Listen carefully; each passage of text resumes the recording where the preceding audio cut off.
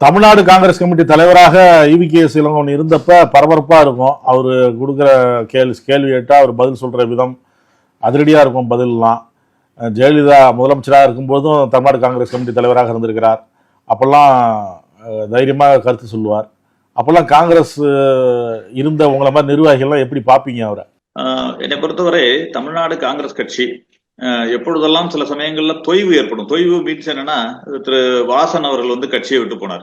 கட்சியை விட்டு போனார் என்று சொல்லும் பொழுது அப்பொழுது மாநில தலைவராக இருந்தவர் ஞானதேசிகன், காங்கிரஸ் கட்சியின் தலைவராக இருந்தவர். வாசனுடைய ஆதரவாளராக அவரும் கட்சியில் இருந்து போயிட்டார்.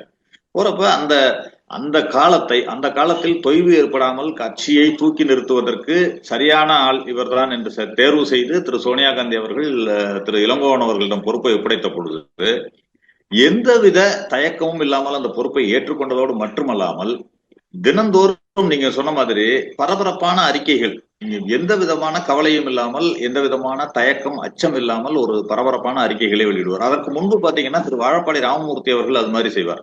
தமிழ்நாடு காங்கிரஸ் கமிட்டி தலைவராக இருந்த பொழுது திரு வாழப்பாடி ராமமூர்த்தி அவர்கள் இருந்த பொழுது பார்த்தீர்கள் என்று சொன்னால் தினந்தோறும் அவருடைய பத்திரிகையாளர் சந்திப்பு என்று சொன்னால் பெரிய அளவில் கூட்டம் கூடும். அது மட்டுமல்ல, அவரிடமிருந்து இன்றைக்கு ஒரு பெரிய முக்கிய செய்தி கிடைக்கும் என்று பத்திரிகையாளர்கள் நம்பி வருவார்கள். அப்படிப்பட்ட செய்திகளை வாழப்பாடி ராமமூர்த்தி அவர்கள் அறிவிப்பார். அதற்கு பிறகு எடுத்துக்கொண்டால் திரு ஈவி.கே.எஸ். இளங்கோவன் அவர்களும் வாழப்பாடி ராமமூர்த்தி அவர்களுடைய ஆதரவாளராகத்தான் அப்பொழுது இருந்தார், அறியப்பட்டார்.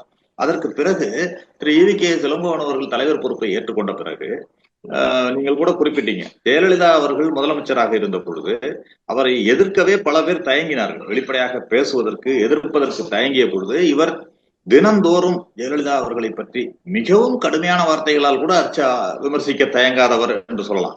அதற்காக கிட்டத்தட்ட 23 அவதூறு வழக்குகள் அவர் மீது பதியப்பட்டன. எல்லா இடங்களிலும் அவதூறு வழக்குகள் போடப்பட்டன. அதையெல்லாம் சந்தித்தார். இவர் அன்னை சோனியா காந்தி அவர்களை பற்றி ஒரு விமர்சனத்தை செல்வி ஜெயலலிதா அவர்கள் வைத்த போது ஆண்டோ மைனியோ என்று அவருடைய ஆங்கில பெயரை உச்சரித்து ஜெயலலிதா அவர்கள் குறிப்பிட்டு விமர்சித்தார். உடனேயே அடுத்த நாளே திரு ஈவி.கே.எஸ். இளங்கோவன் அவர்கள் குறிப்பிடுகிறார், கோமலவல்லி என்கிற அன்மு என்கிற ஜெயலலிதா என்று குறிப்பிட்டு விமர்சித்தார். அது ஜெயலலிதா அவர்களுக்கு மிகுந்த ஆத்திரத்தை ஏற்படுத்தியது. உடனே அவரை கைது செய்ய கூட துணிந்தார். அவர் மீது வழக்கு போட்டு கைது செய்யப்பட்டார். கைது செய்து கிட்டத்தட்ட மதுரையில் பல நாட்கள் காவல் நிலையத்தில் கையெழுத்திட்டு ஜாமீன் பெற்று கையெழுத்திட்டதெல்லாம் நாம் பார்த்தோம்.